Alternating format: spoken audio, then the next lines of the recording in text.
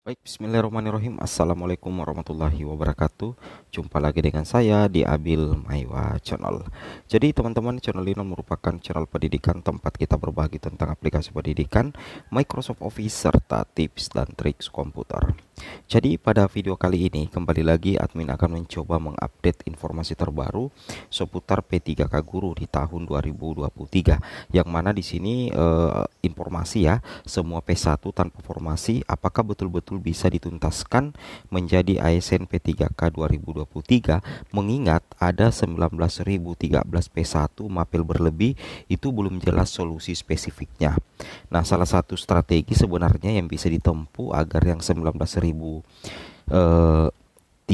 P1 yang belum mendapatkan penempatan itu bisa diangkat juga, tentunya salah satunya adalah formasi 2023 itu harus dimaksimalkan seperti itu.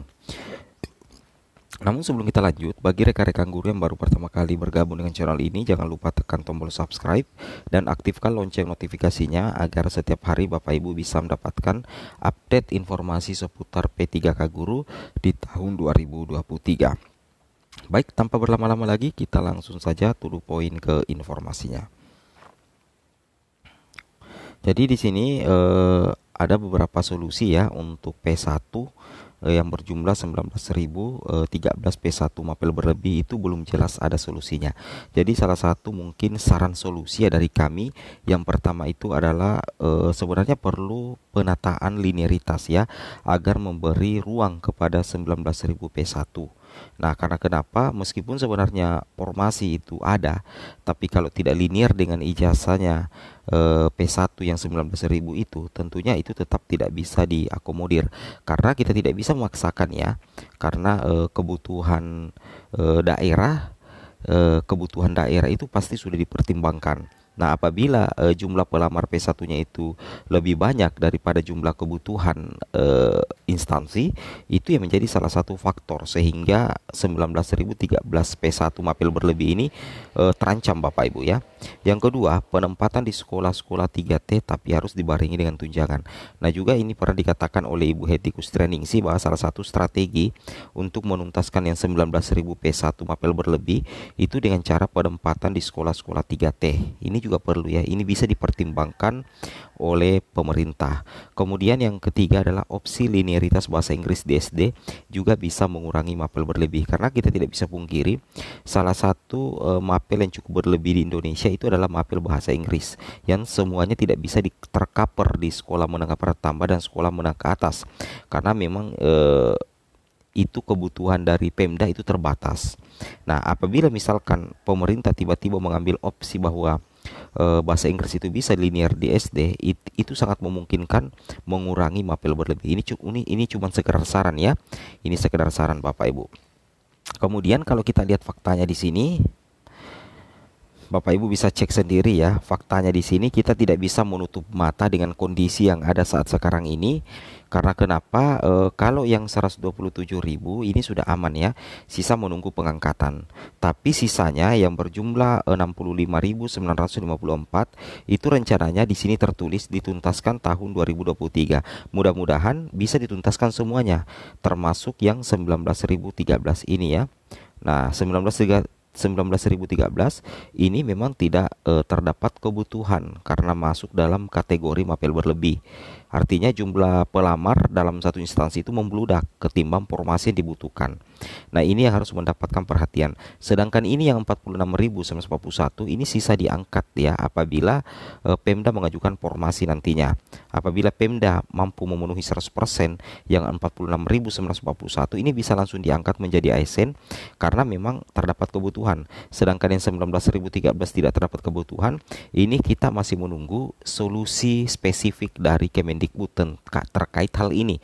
Ini yang sebenarnya perlu sangat diperjuangkan. Ini yang masuk dalam kategori mapel berlebih.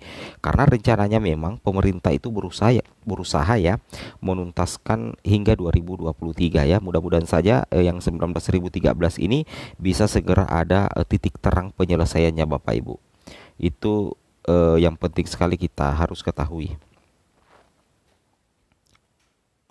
Nah, kemudian di sini juga ya, di sini kita memang lihat ya bahwasanya dari total kebutuhan yang ada itu mencapai 662.919 ya. Nah, dari 662.919 itu ada potensi formasi 2022 tidak terserap itu sebanyak 47.625. Ini sudah masuk ya yang kategori mapel berlebih Bapak Ibu. Nah, sedangkan yang P1 yang akan diangkat 127, P2 P3 124, pelamar umum 66.659. Nah, itu yang perlu Bapak Ibu perhatikan ya. Nah, kemudian kita lanjut lagi di sini dari informasi dari Forum Guru Prioritas Pertama Negeri dan Swasta FG PPNS Nusantara. Di sini dikatakan bahwasanya info dari Kemendikbud, semua P1 mendapatkan penempatan di sekolah induk Bapak Ibu sesuai dengan kebutuhan guru di sekolah tersebut. Nah, jadi ini disesuaikan dengan kebutuhan guru di sekolah. Nah, ini yang bertolak belakang dengan posisi yang 19.000. Kalau misalkan tidak ada kebutuhan, bagaimana caranya mau diangkat? Nah, ini yang harus dipikirkan oleh pemerintah. Jangan sampai ada tersisa lagi P1 tanpa formasi di tahun 2023 ini. Nah, jika misalnya di tes di 2021 guru SMP melamar ke SD, otomatis penempatannya nanti di SD nantinya. Oke, saya rasa ini sudah dipahami Bapak Ibu. Kemudian kita lanjut lagi di sini. Sedangkan untuk P1 yang belum mendapatkan penempatan 2023 ini dituntaskan karena mengingat banyak guru yang sudah tidak mengajar sejak 2021, apalagi guru swasta, kemana lagi mencari cuan, sedangkan semua sekolah tidak boleh menerima guru lagi. Nah, ini yang mudah-mudahan saja yang P1 tanpa formasi termasuk yang 19.000 itu bisa dituntaskan di tahun ini. Itu harapan kita ya. Sedangkan untuk teman-teman guru yang baru ngajar, silahkan mengikuti PPG Prajabatan, karena untuk tahun-tahun selanjutnya selain linearitas ijazah S1 juga berserdik. Ini betul sekali ya, Kemendikbud sudah umumkan bahwa mulai tahun 2024 nantinya salah satu prioritas ya untuk perekrutan P3K guru itu adalah guru-guru yang memiliki sertifikat pendidik atau sudah mengikuti PPG Prajabatan. Itu yang harus Bapak Ibu pahami dan Bapak Ibu cermati ya. Nah, kemudian kita lanjut lagi. Untuk P1 yang belum ya, ini sudah ya, ini sudah. Nah, jadi intinya seperti itu Bapak Ibu ya. Intinya bahwa untuk menuntaskan yang 19.000 ini itu ada beberapa opsi ya, ada beberapa opsi yang bisa ditempuh pemerintah sih sebenarnya ya. Ini sekedar saran saja. Itu perlu penataan linearitas agar memberi ruang ya bagi 19.000.